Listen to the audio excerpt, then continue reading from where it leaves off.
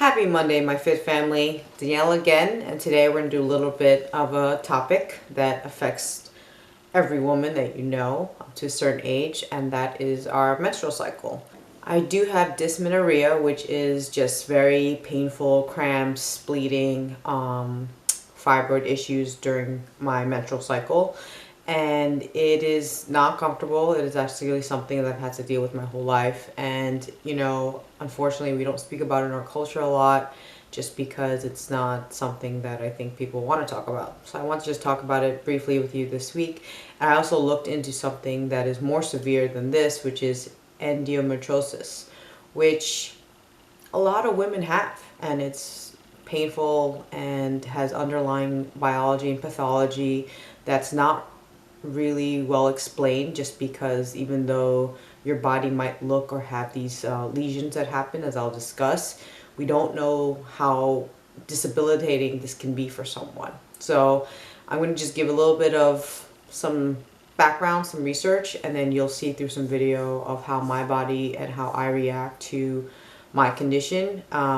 Like I said, I'm just opening up a little bit of a world of what I experience. Everybody is different. I applaud all the women who have such strength to move on and be able to be great role models.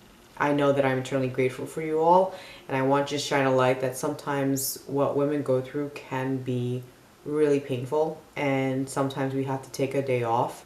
It's something that I wish that we can speak more freely about. So that's what we're doing. One of the first papers I read was from 2005. The title is called Association of Endometriosis with Body Size and Figure. Endometriosis is defined as the presence of functional uteral tissue and stroma external to the uterus.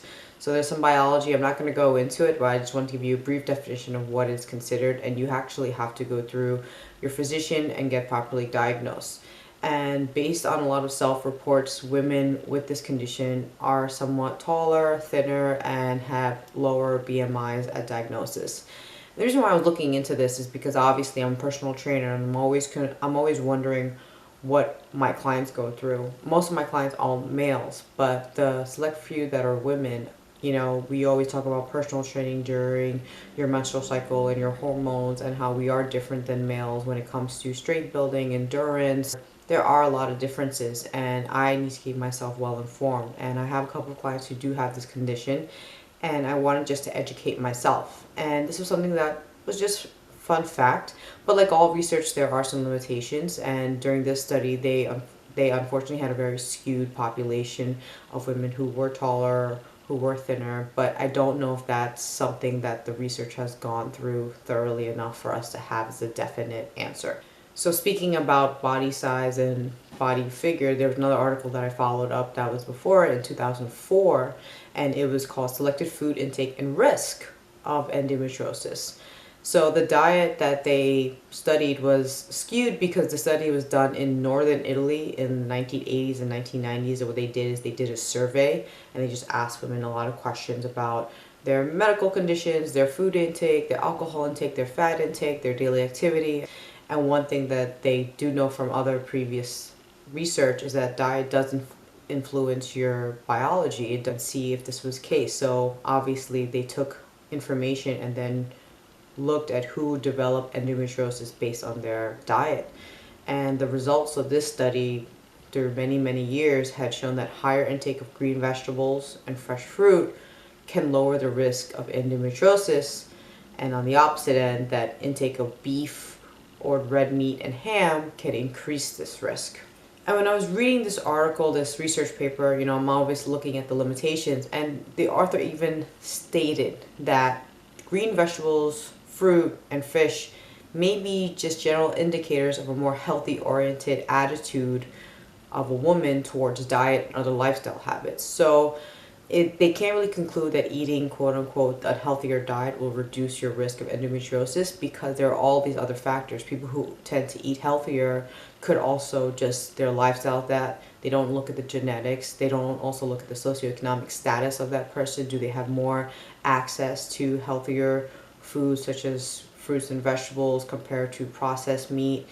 There's all these questions. So as I kept reading, I realized that even though this condition, endometriosis, has been around for a very long time, is showing that there are a lot of conflicting research. Giving yourself proper nutrition does heal the body, but it's hard to say if it is actually going to reduce your risk of contracting endometriosis, because like I said, there is a pathology of the body that happens with this condition.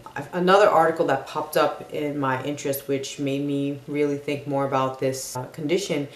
The article was published in 2002, and the title is High Rates of Autoimmune and Endocrine Disorders such as Fibromyalgia, Chronic Fatigue Syndrome, and Atopic Diseases among Women with Endometriosis, a survey analysis.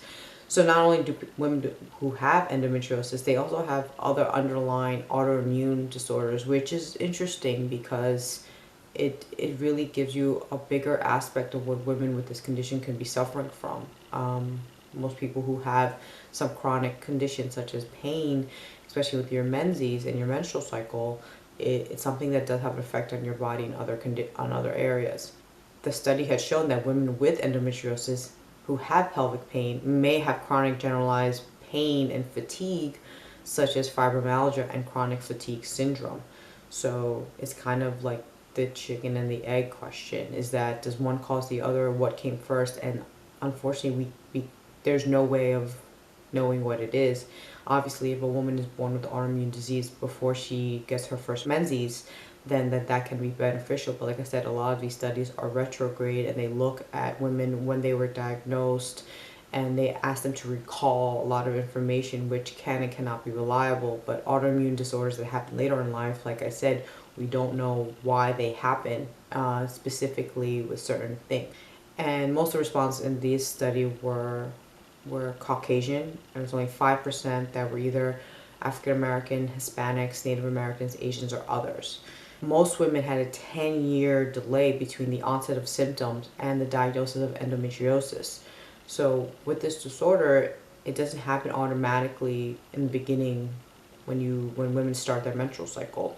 It takes a while, and I think that's another misconception, is that women should know that they have it, and they don't, because they have to get properly diagnosed through a physician.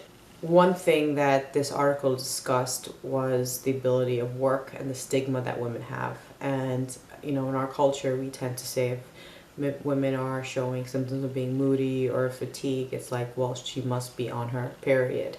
And they did a study and they got some information, and they stated that among the general U.S. population, 22% of women report an inability to carry on normal work during their menses.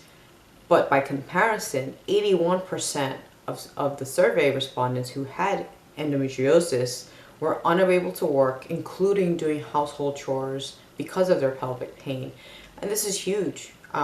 People are not working because they literally cannot. They are incapable of doing it. It's not that they're feeling a little bit of discomfort. It's just the pain intensity is so much that they cannot do things. And I think that should really be taken into consideration. At least for me, in our culture, is that, we want to take a day off. I used to feel a lot guiltier before, but now I realize that I am diagnosed with having very painful cramps and period pain.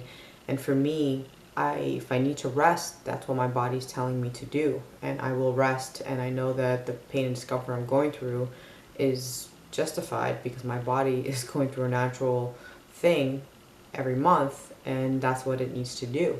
And women with endometriosis frequently suffer from autoimmune inflammatory diseases such as hypothyroidism, fibromyalgia, chronic fatigue syndrome, allergies, and asthma.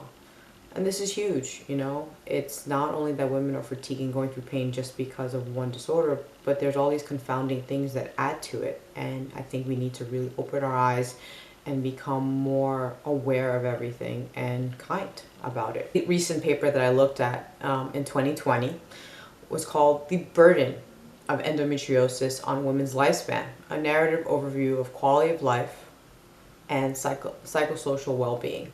The treatment options for endometriosis include hormonal therapies, pain-relieving agents such as Tylenol, Midol, Motrin, or surgical removal of these lesions and implants that they have. And the pain that can cause can be detrimental. It affects everything from their sleep quality to their perceived stress. It lowers their activity to do things, and also has psychological effects such as anxiety and depression. And if you think about it, being in pain and discomfort, you know, when you're going through your menses once a month and your pelvic pain can be very stressful.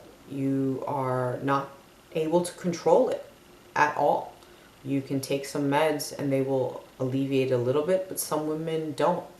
There are a lot of painful symptoms that happen with endometriosis. Another thing that I had learned was also the combined or the separate effect of being infertile, and that reduces the women's quality of life. They impact all aspects of a woman's life, such as their daily activities, employment, work productivity, mood, social and sexual relationships, family planning, and everything else that they do in their life. So this one thing that they have is affecting everything in their life, and it's hard to discuss. And that's why I kind of did a lot of this research, because I was really trying to be aware of, you know, my clients who have this and other women across the world who don't feel freely to speak about it. And most of the literature agrees to consider depression, anxiety, and emotional distress more frequent in women with endometriosis than in the healthier population who don't have it. But this also there is no proven correlation. We don't know if endometriosis causes higher levels of anxiety or depression. They're just saying that during their surveys, women who do have it do report that they have anxiety and depression. And like I said, their surveys are based on when they're going through their menses and they're going through these painful episodes. Our quality of life is very much influenced by our human pathology of what our body is doing. This needs to be well interpreted and studied, and just wanted to show you a little bit of what I had read up on. I just recorded my weight in the morning when I got up, and what I didn't record was that I pretty much ate normally as I would if I wasn't on my menses. And it's just interesting to know that how your body changes, what it physically looks like is very different than what the scale tells you. And that's what I'm showing you, is that my body definitely changed, as you'll see. Looks bloated certain areas, and certain areas it doesn't.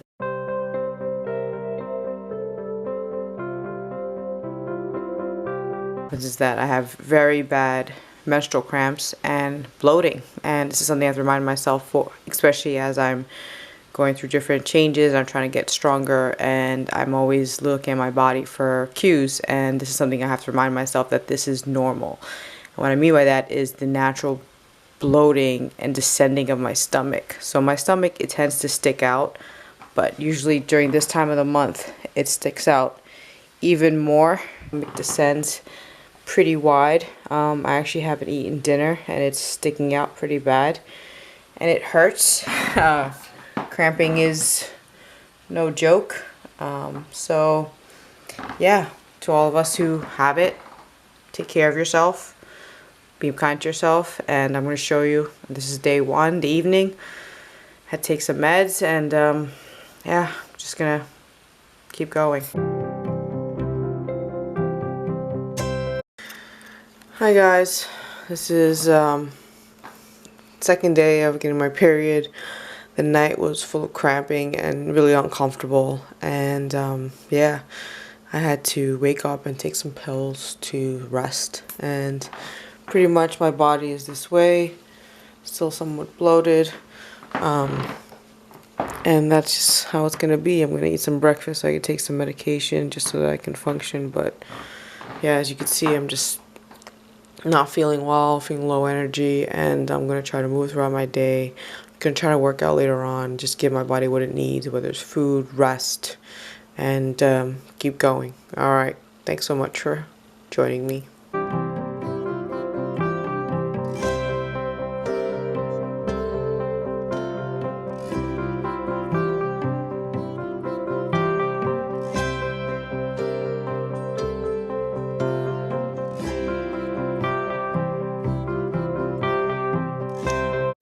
I filmed a little bit of me dancing just to show you that I try to move.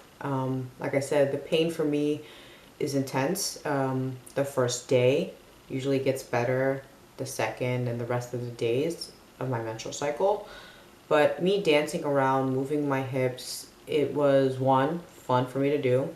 2, I think it would be fun for you to see kind of what I do on my own.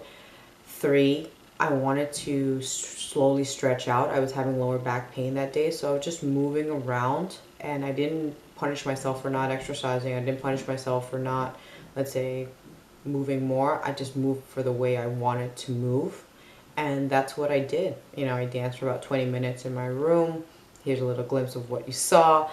And it's just interesting because everybody has different perceptions. Like, I thought that I looked so much bigger than what I'm actually showing you. And for me, I can see how my body is reacting, and I'm very proud that my body can bear through a lot. The human body is an amazing machine, and I'm glad we have it.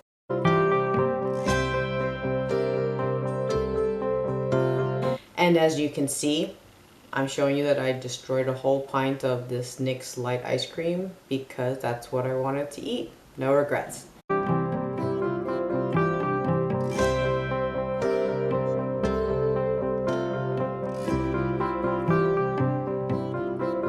So to sum up this video, I want to just thank you all for giving me a few minutes of your time, and to speak about something that every woman you know will go through, has gone through, is going through.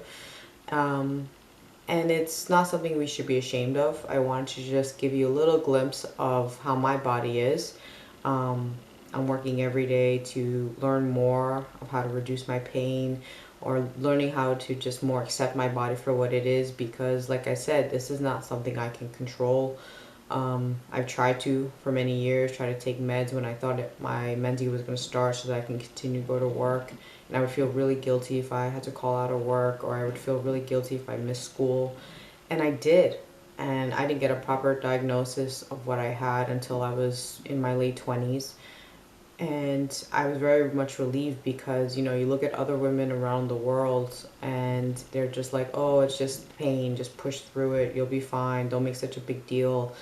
And I understand where they were coming from, but for me, it was just something that I didn't know how to describe. And my body is very different from other women. Other women go through similar things, go through worse, and I want to just show you a little bit of research on women who have it, who have endometriosis, and the research is still up in the air of what's going on. So to all my women who have it, you guys are super women. You're soldiers. Don't let anybody tell you differently. And thank you so much for joining me. Everybody still stay safe, stay healthy during these difficult times, and hopefully we'll continue to get through this. Be kind to yourself, be kind to others, and I'll see you next week.